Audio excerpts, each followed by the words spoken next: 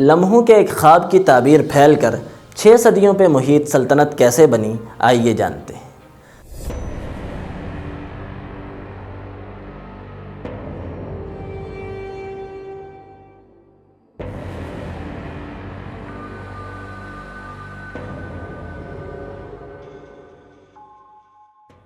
13ویں صدی کے آخر میں ترکوں کا مرکز اناطولیہ سلجوقی سلطنت کے زوال کا سامنا کر رہا تھا،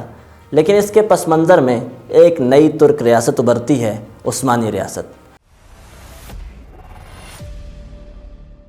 عثمانی ریاست کے بانی سرحدی قبائل کے سردار عثمان غازی تھے، جنہوں نے 1284 میں بازنطینیوں کے قلعہ قلاجہ حصار پر حملہ کر کے پہلی باقاعدہ فتح حاصل کی اور 1299 میں باضابطہ طور پر ریاست کے قیام کا اعلان کیا۔ عثمانیوں کا پہلا باقاعدہ دارالحکومت بورسا تھا، جسے عثمان غازی کے جانشین اورحان غازی نے 1326 میں فتح کیا، جس کے بعد یہ ریاست ایک سلطنت بن گئی۔ سلطنت عثمانیہ کا اہم کارنامہ فتح قسطنطنیہ تھا، جو 1453 میں سلطان محمد فاتح کے ہاتھوں انجام پایا۔ فتح قسطنطنیہ کے بعد 17ویں صدی تک کا عرصہ سلطنت عثمانیہ کا ایک سنہری دور تھا، مگر 18ویں صدی میں جب یورپ صنعتی انقلاب اور نشأت ثانیہ کی انگڑیاں لے کر بیدار ہو رہا تھا، تو سلطنت عثمانیہ اندرونی خلفشار اور بیرونی قرضوں کی وجہ سے دباؤ کا شکار ہو چکی تھی۔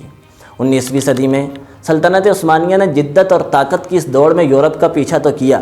مگر مختلف خطوں میں اٹھنے والی قوم پرستی کی تحریکوں کی وجہ سے سلطنت عثمانیہ مزید کمزوری کا شکار ہو چکی تھی۔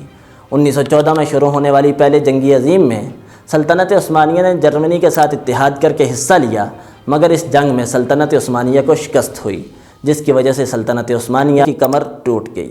1924 میں مصطفیٰ کمال اتاتürk ترک نے خلافت کے خاتمے اور جمہوریہ ترکیہ کے قیام کا اعلان کیا، جس کے بعد سیکولرزم اور جدت کے راستے پر چلتے ہوئے ترکیہ نے مذہب کو کہیں پیچھے چھوڑ دیا۔ مگر آج کے ترکیہ میں اسلام پسندی کا رجحان دیکھتے ہوئے مجھے اقبال کا یہ شعر یاد آتا ہے: اگر عثمانیوں پر کوہ غم ٹوٹا تو کیا غم ہے، کہ خون 100,000 انجم سے ہوتی ہے سحر پیدا۔